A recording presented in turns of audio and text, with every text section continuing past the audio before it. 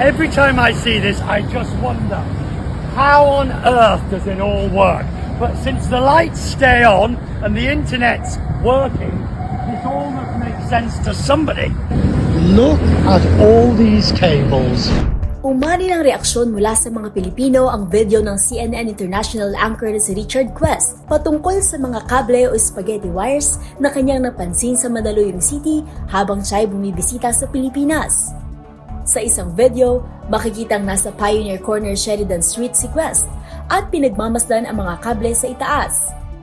Tinawag niya rin itong one big bowl of spaghetti dahil sa sobrang dami at gulo ng mga nakasabit na kable.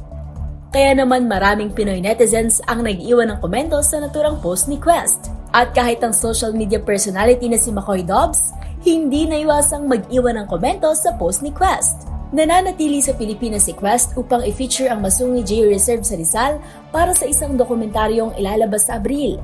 Pero matagal ng problema ang gulugulong kable ng kuryente sa Metro Manila.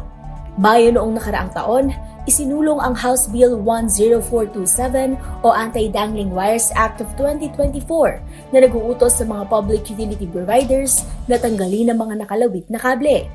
At noong Hunyo, inaprubahan ng Metro Manila Council ang isang resolusyon na humihikayat sa mga lokal na pamahalaan na magpatupad ng ordinansang nagre-regula sa pagkakabit ng telecommunication at kuryenteng kable. Para sa DZRH TV, ito si Mili Borja, una sa Pilipinas, una sa Pilipino.